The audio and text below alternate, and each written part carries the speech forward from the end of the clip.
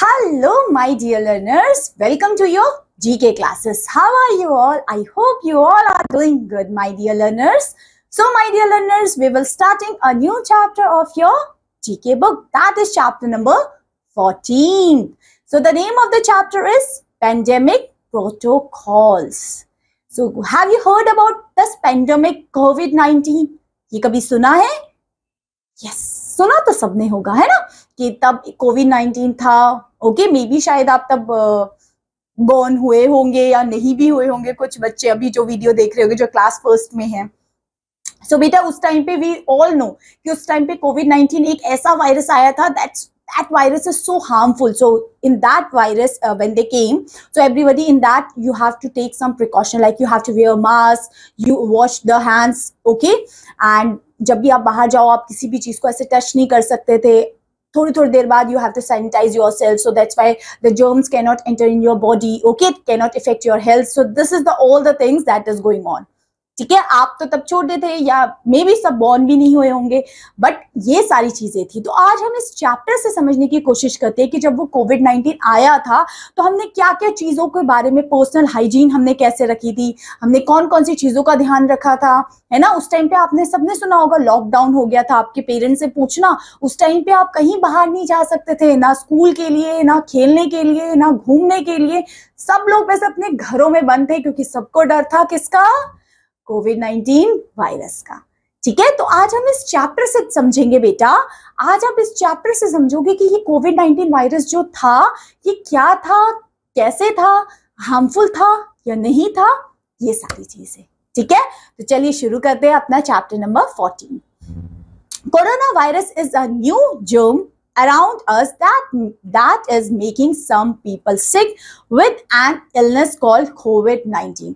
ये एक ऐसा वायरस था जिसने काफी लोगों को सिक किया, जिसका नाम था COVID-19. इस वायरस का नाम किसको याद रहेगा?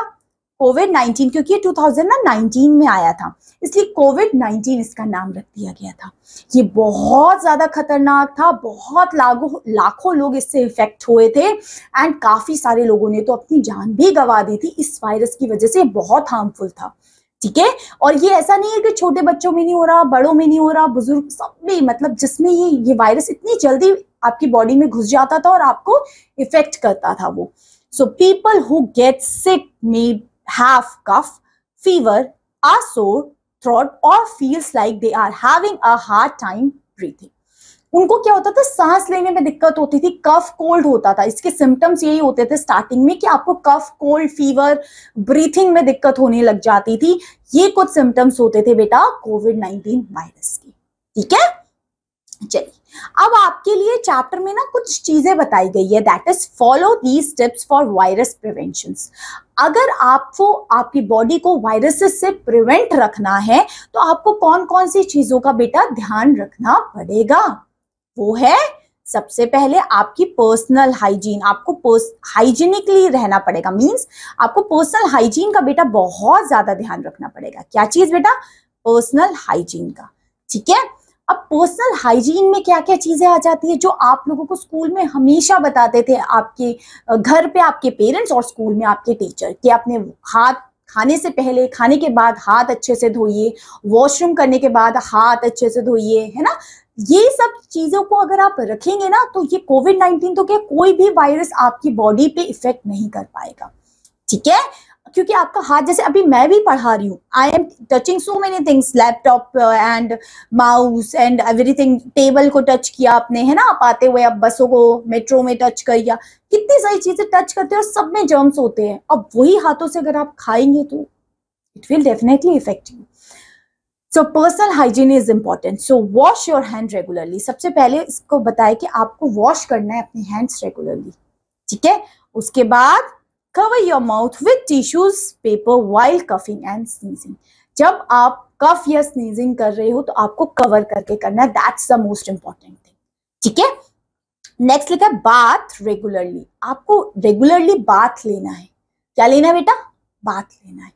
ये सब अगर आप करोगे तो आप पर्सनल हाइजीन मेंटेन करके रख रहे हो.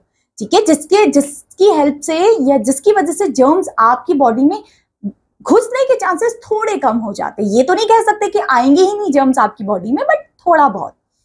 आगे अब हेल्थ आपको कैसी रखनी है, हेल्थ कैसे रखनी है? सबसे पहले हेल्थ में सबसे इंपॉर्टेंट था उस टाइम पे mask, that wear a mask if you are not feeling well. और आज तक भी लोग बहुत फॉलो करते हैं ये सब चीजें। ये अच्छी चीज ही थी कि मास्क को वेयर करना, it's a good thing. Okay, so ये है आपका वेयर द मास्क। नेक्स्ट है बेटा, eat more fruits and vegetable. जितना हो सके आप फ्रूट्स एंड वेजिटेबल ईट करिए, हेल्दी खाना खाइए। बाहर का उस टाइम लोगों ने उस टाइम बिल्कुल अवॉइड कर दिया था, आजकल तो फिर शुरू हो गया है, ठीक है, बट आप कोशिश करिए कि बाहर का खाना कम से कम खाइए, ठीक है। नेक्स्ट है गेट वैक्सीनेशन ऑन टाइम। और यहाँ पे कोविड वैक्सीन सबको लगी थी। आप पूछना अपने मम्मी पापा दीदी भैया से, उस टाइम पे सबने कोविड-19 लगाई थी, कोविशील्ड कोविवैक्स, आपने नाम सुना होगा, है ना। सो ये वैक्सीन थी, इस तरीके की होती थी, ये लगी थी सबको, ठीक है। आगे देखते बेटा, सराउंडिंग कैसा होना चाहिए, हमारे आसपास हमें क्या चीजें रखनी है। सबसे पहले stay in well ventilated room, room ventilated होना चाहिए, ठीक है, तो that is good. Next is keep a distance from someone ill. अगर कोई बीमार है उससे दूर रहना है। उस टाइम पे ये वायरस इसीलिए तो फैल रहा था क्योंकि लोग जो इल भी थे वो मास्क नहीं लगा रहे थे, है ना, कफ कर रहे थे, स्नीजिंग करते, जिसकी वजह से जर्म्स पूरे स्प्रेड हो जा रहे थे, और जो जो उसको इनहेल या फिर टच कर दे रहे थे, दे ऑल्सो गेट कोविड-19। इसलिए इतने सारे लोग उस टाइम पे इफेक्टेड हुए थे एक साथ, ठीक है।